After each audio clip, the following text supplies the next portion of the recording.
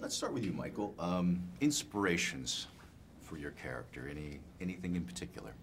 Well, when I met Joe Kosinski, the director, he talked about wanting a character who was kind of a real showman, you know, a real larger-than-life character, and he talked about Joel Grey as the MC in Cabaret, something along those lines.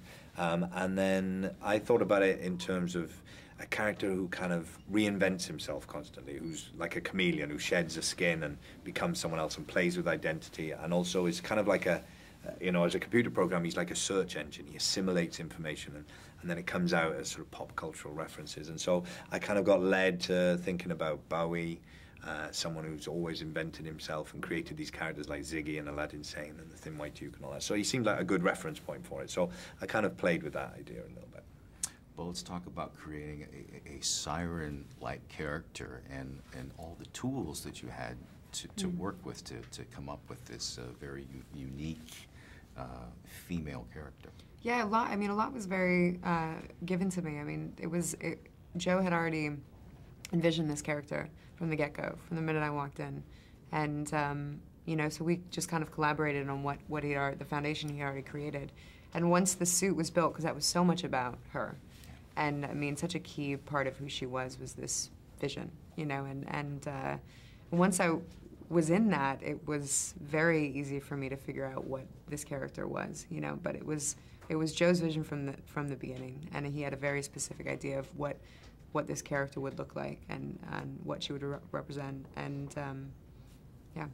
It seemed to me, it bounced out at me immediately that how you moved and how all the sirens moved was a real integral part of creating this feeling. What was that like to get that down? Was it a lot of work to get that? It was a lot of work in that we all have, I mean, we had it was all choreographed, that sequence with the rest of the sirens, and that was a lot just because without the suit it was a certain way, you know, and you would walk it a certain way. Granted, you have to remember everything the suit does to you, but once you're in the suit, it just lends itself to how it's going to be. I mean, there was there was no option of any other way. You know, you were that, like, it was just it, because the suit just lent that to you.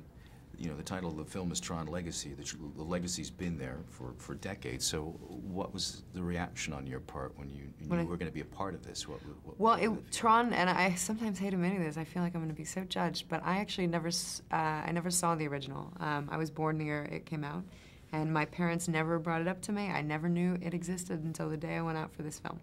And I made a choice at the moment when I got the film that I didn't want to see it until I did it and saw the final product, which I saw on Thursday, because it just was its own experience for me, separate of the original.